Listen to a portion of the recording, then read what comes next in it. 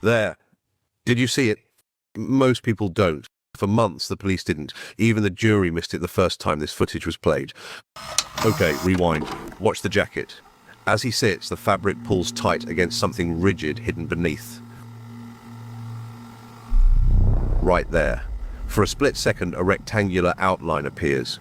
You don't see the object itself, only the shape it forces the fabric to make.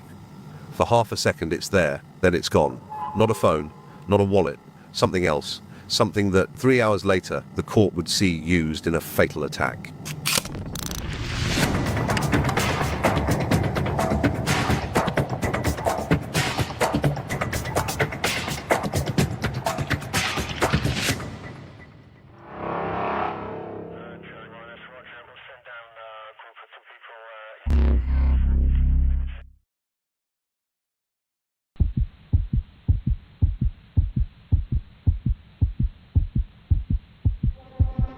Three men, masks, weapons, 10 seconds of chaos. Here's the problem. Which one is which?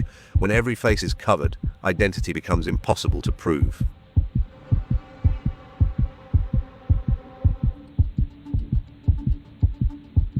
And without identity, there's no case. Complex crimes always begin as puzzles. Cell data, phone records, forensics, pieces scattered across the investigation. This footage, just another piece. None of them enough on their own. But watch what happens when you start connecting them. That detail from the start, the jacket outline, that was the piece. Watch how it changed everything.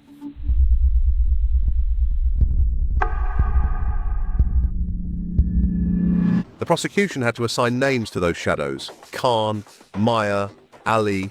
Two of them were relatively straightforward. But one figure became a recurring problem, referred to in court simply as Man 3. Different clothing than earlier footage. A covered face, no clean identification at the critical moment. Problem. Because although he doesn't have a knife in his hand, he's, I think, the first or second out of the car. He's running with the other two who definitely do have knives. The defense strategy was direct. If you cannot be 100% certain that Man 3 is Zain Ali, you cannot convict him of the intent to kill. But the prosecution had a theory. The prosecution's case had to be that when he had gone home prior to the offence, he had changed his clothes, because Man 3, as he was in profile 3, was definitely wearing different clothing to Zain Ali was wearing back in Sayers Cabs. They said he went home and changed his clothes. Once identity becomes arguable, intent becomes harder to pin down, because intent sits on top of identity. If you can't be sure who he is, you can't be sure what he intended.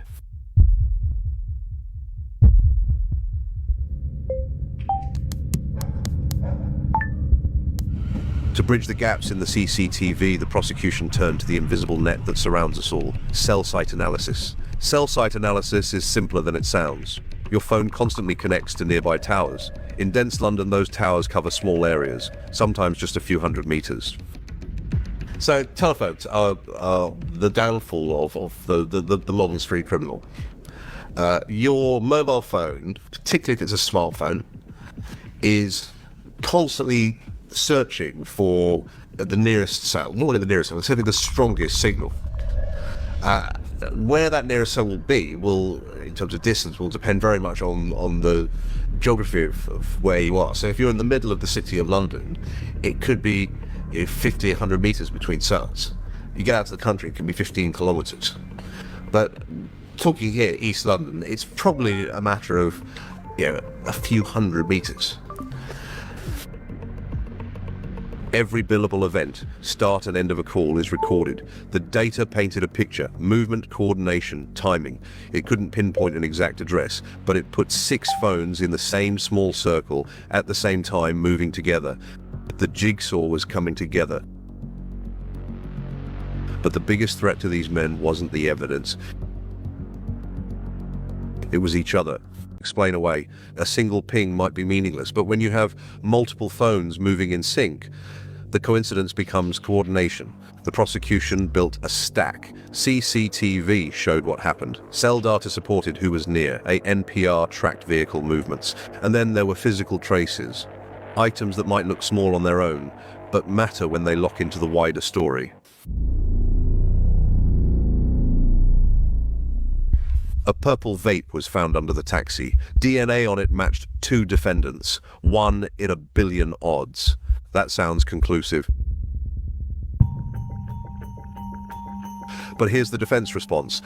But if one just theoretically has a vape by itself, so a movable, disposable, unimportant object that has DNA on it, that although it can be tracked back through criminal database to particular people, you can't say when they left their DNA, you couldn't say when they dropped that. It could be a complete coincidence that a movable, disposable object was near to this scene. Put it another way, if that's all they had found to connect those 2 defendants to this event, they never would have been charged.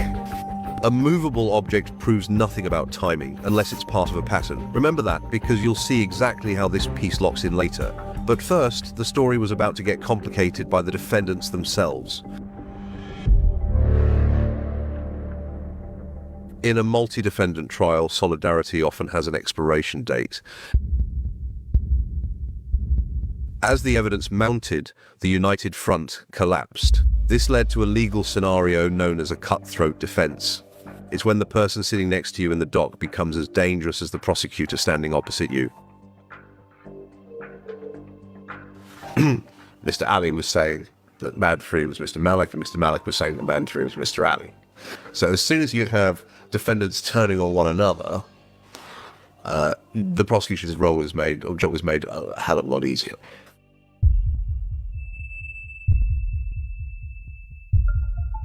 When defendants accuse each other, the jury is presented with a paradox. They might decide both men are liars, or they might lose certainty entirely. The defense strategy was to muddy the waters, to make the silhouette of man 3 interchangeable. And when they might decide both men are liars, or they might lose certainty entirely. The defense strategy was to muddy the waters, to make the silhouette of man 3 interchangeable. And when certainty weakens on identity, certainty weakens on intent. This is where the case stood on a knife edge. Until we return to that shape in the jacket.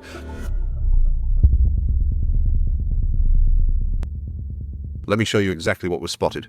Khan sits down. Right there, freeze. The jacket pulls tight across his right side. Something rigid. Something that doesn't bend as he moves. For 3 seconds, an outline, approximately 18 inches long, pointed end visible. Now watch what we see later that night. The prosecution's inference, he was armed before he ever got in the car.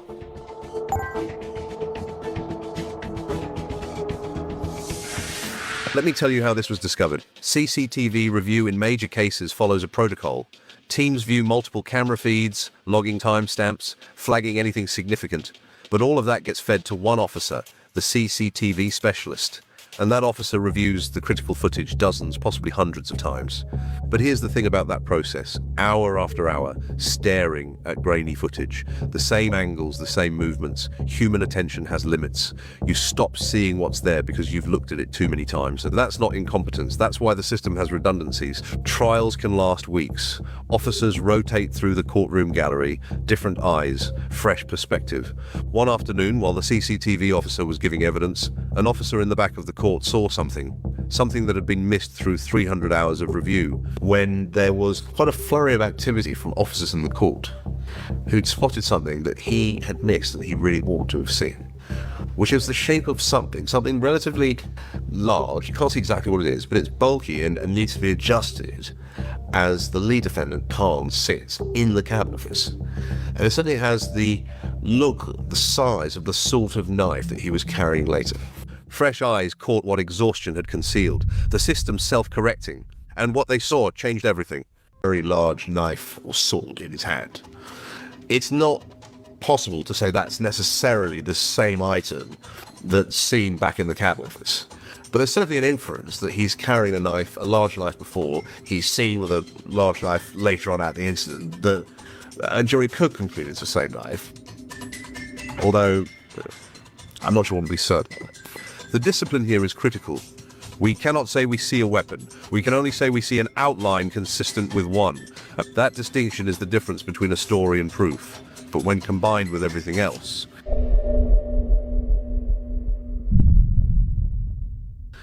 Here's what the jury had to weigh. 6 phones switched off simultaneously before the attack, all switched back on afterward, all moving together.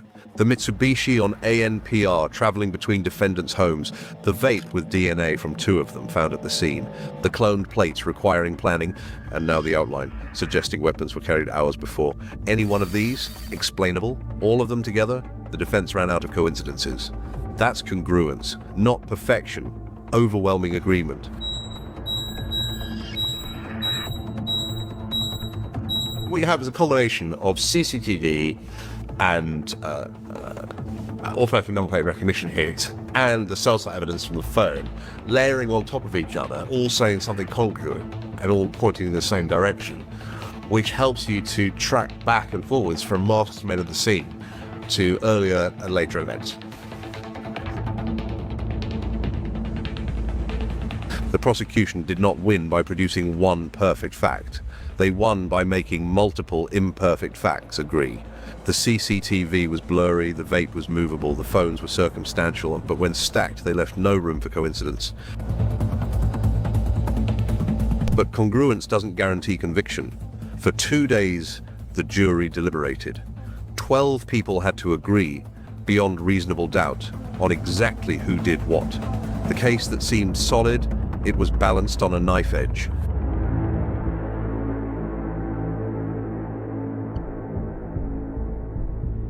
Six defendants, 4 convictions. For Zain Ali and Ibrahim Naim, defined roles, part of the plan, but they were not sure the prosecution had proved the intent required for murder, manslaughter. And for Khalis Malik and Esahak Yusuf, the Crown's case was they were present, ready to assist if necessary, but without an overt act, the jury were not sure they had assisted or encouraged the plan. Acquittal. Doubt didn't vanish. It simply failed to survive the weight of the stack. This case looked like chaos, a burst of violence on a dark street. But inside the courtroom, it became proof work. Identity, intent, inference. My role is to test the state's case, to find the gaps where reasonable doubt lives. And for a long time, those gaps were there. We had a blurred identity. We had a man 3 who could be argued either way. But then the jacket outline was spotted. Then the cutthroat defense began. Then the stack became overwhelming. This is when you see the real power of layered evidence, not perfect individually, overwhelming together.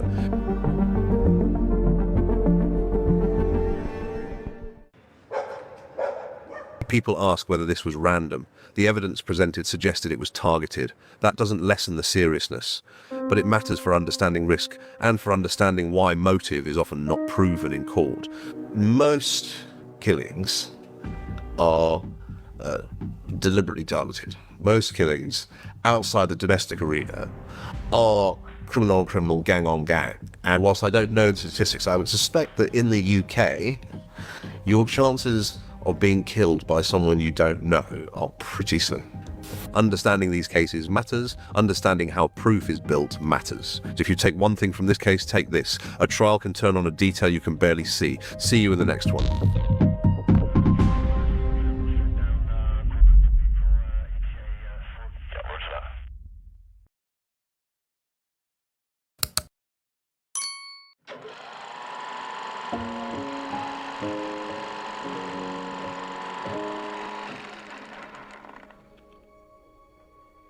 A 26-year-old man traveling in the back of a taxi on a Saturday night.